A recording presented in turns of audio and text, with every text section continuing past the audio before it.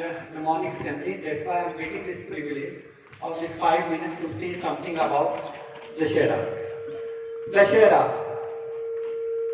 पायका, नाम सुना है आपने? पायका, गांव में दशहरा को पायका बोला जाता है। पायके वाली रामलीला, किन किन गांव में या किन किन शहरों में रामलीला हो रही है? आप लोग रामलीला देखने जाते हैं? कौन कौन जाते हैं? सच मायने में हाथ उठा। अच्छा, क्या देखते हैं? रामलीला की शुरुआत कहां से होती है? कहां से? देखो मैं बताता हूं, हम अपने जीवन का कुछ अनुभव आपको साझा कर रहे हैं। जब हम रामलीला देखने जाया करते थे तो ये 10 दिन रामलीला के हमारे लिए किसी त्योहार से कम नहीं होते थे, क्योंकि तब टीवी नहीं थे, एंटरटेनमेंट का कोई साधन नहीं था। तो बड़े बड़े शहरों में, बड़े बड़े कस्बों में रामलीलाएं होती थी। रामलीलाएं क्यों होती है? क्योंकि भगवान राम पुरुषोत्तम श्री राम है, तो उनके जीवन चरित्र को प्रत्येक व्यक्ति को अपनाना चाहिए। इसलिए हर साल हर नई जनरेशन को उनके बारे में बताने के लिए रामलीला का मंचन किया जाता है। अच्छा, रामलीला में भी बहुत अच्छे अच्छे पात्र हैं। अगर कभी आप रामचरितमानस पढ़ेंगे तो ऐसे ऐसे पात्र हैं जहां से हमें बहुत कुछ सीखा जा सकता है। देखो एक घटना में बताते हैं।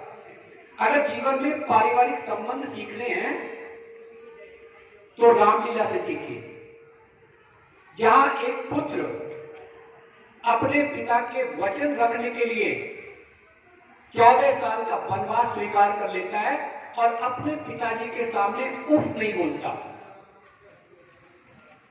पिता ने जो कह दिया, राजकुमार थे वो, राजा बनने जा रहे थे, लेकिन पिता के वचन रखने के कारण 14 बरस का वनवास स्वीकार कर लिया।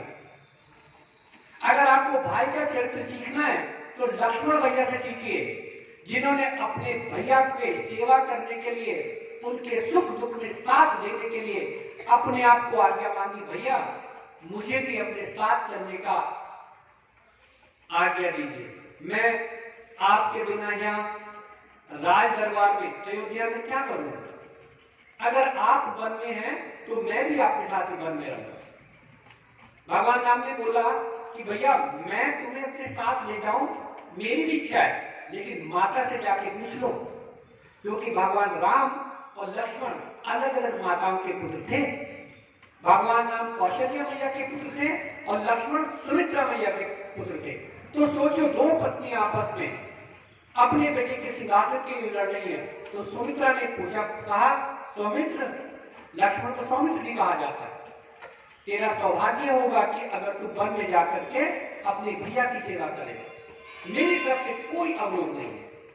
पत्नी धर्म सीखना है तो मां सीता से सीखिए।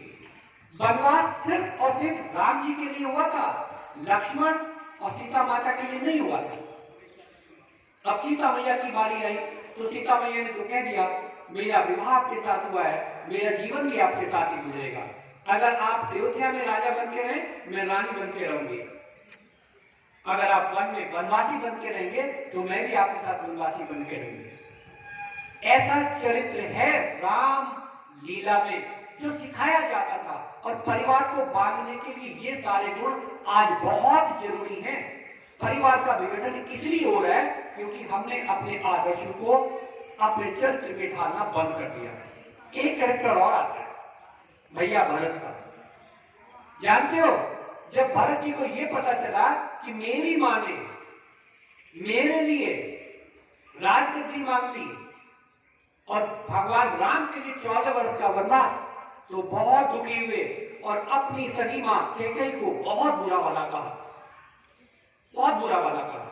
जब भगवान राम को यह पता चला कि भरत मां कैकेयी से बहुत नाराज है, तो भगवान राम भरत पर बहुत नाराज हुए। भरत, तुम माता पर गुस्सा क्यों हुए? क्या अधिकार है तुम्हारा मां पर गुस्सा करने का? उन्होंने सजा मुझे दी है। सजा भी नहीं बोला उन्होंने कहा वनवास मेरे लिए मांगा है, तेरे लिए तो नहीं मांगा, तू क्यों नाराज हो रहा है? ये है प्रेम, ये है सम्मान अपनी, अगर हम आज के शब्दों में बोले तो सौतेली मां के लिए। जो लोग अपनी सगी माँ के लिए भी इतना सम्मान नहीं देते, बुढ़ापे में छोड़ करके आ जाते हैं वृद्धाश्रम में। जाके देखिए वृंदावन में 50 वृद्धाश्रम है, तो किसकी माँ रह रही है? माँ किनकी माँ रहती है? तो चरित्र सीखना है तो राम जैसा सीखिए। एक और प्रसंग आता है, जब भगवान राम जी को भरत जी मनाने में असफल रहे, वो पंचवटी से उनको लाना चाह रहे थे, तो जब वो असफल रहे तो जानते हो 14 साल तक भरत जी ने भगवान राम की खड़ाऊ सिंहासन पर रखकर अपने लिए जमीन में 3 फीट गहरा गड्ढा खोदा और 3 फीट गहरे गड्ढे में कुशासन लगाया। कुशासन जानते हो? दाव होती है जंगल में, कुश बोलते हैं उसको, उसका आसन बनाते हैं ऋषि मुनि अपने लिए। तो कुशासन बिछाया और उस कुशासन पे जमीन से 3 फीट गहरे गड्ढे में 14 साल तक सोए हैं, 14 वर्ष तक। कारण जानते हो क्यों? उनका कहना था कि मेरे भैया राम जिस धरती पर सोएंगे वनों में, मैं उनके बराबर कैसे सो सकता हूं? मैं तो उनके चरणों का दास हूं। अगर मेरे भैया जमीन पर सो रहे हैं, इस सतह पर सो रहे हैं, तो मैं उनसे नीचे ही सोना पसंद करूंगा। यह है त्याग, इसको कहते हैं त्याग बड़े भैया के लिए, कि बड़े भैया के साथ में बैठना तो दूर, जमीन पर नीचे बैठना है उनके लिए। आज कितना सम्मान देते हैं आप अपने बड़े भाइयों को। और सुनिए, भगवान राम के साथ 14 वर्ष तक लक्ष्मण भैया बिना खाए और बिना सोए 14 साल तक उनके साथ रहे। दिन में सेवा करते थे मां जानकी और भैया राम की, और रात में उनकी पहरेदारी करते थे। ऐसे थे लक्ष्मण। तो अगर जीवन के एक एक कैरेक्टर को, एक एक चरित्र को आपको देखना है तो रामलीला से देखिए। राम जी की जो पूरा वर्णन है, ऐसा जगत में उदाहरण कहीं मिलता ही नहीं। हमारा तो इतिहास भरा पड़ा है कि एक गद्दी के लिए दूसरे भाई ने 10-10 भाइयों का वध किया है। औरंगजेब ने 7 भाइयों को मारा था अपने, और एक राम जी थे। तो इसीलिए रामलीलाओं का मंचन होता था, और शुरुआत होती थी नारद नोह से। अगर जो मेरे साथ वाले अगर वो रामलीला देखने जाते थे तो नारद नोह से शुरू होती थी भगवान राम की कथा, और कहां तक जाकर एंड होती थी? जब राम और रावण का युद्ध हुआ और राम जी ने रावण पर विजय प्राप्त की और लंका को जीत लिया। यहां रोज गाया जाता है, इंग्लिश में लोग बोलते हैं कि मदर एंड मदरलैंड। उसको डिवोशन शो करने के लिए नेशनल एंथम से बेस्ट कुछ नहीं है। तो जानते हो मदर मदरलैंड कहां से आया है? जननी जन्मभूमिश्च स्वर्गादिति गरीयसी। जननी मां और जन्मभूमि मातृभूमि, इन दोनों के लिए अगर स्वर्ग को भी त्यागना पड़े तो सस्ता सौदा है। मां से बढ़कर कोई नहीं और मातृभूमि से बढ़कर कोई नहीं।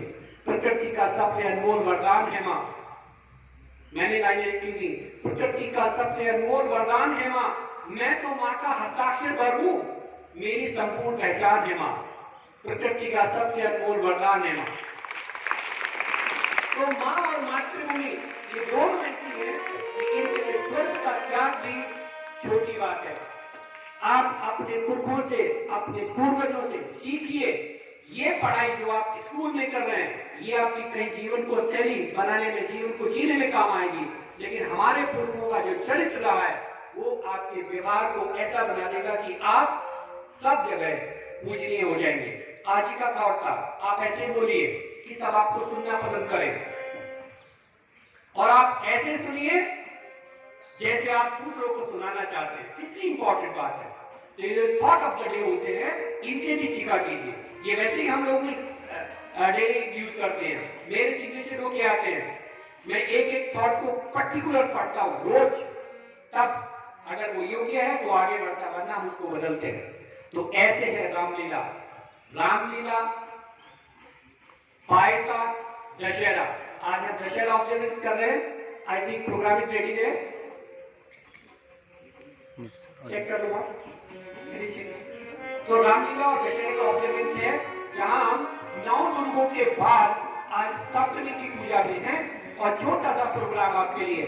तो दशहरा की आपको अग्रिम शुभकामनाएं। आपका दशहरा शुभ हो। जैसे भगवान राम ने रावण पर विजय प्राप्त की, आप लोग भी अपनी 10 बुराइयों पर विजय प्राप्त कीजिए। आपको शुभ शुभ शुभकामनाएं। धन्यवाद।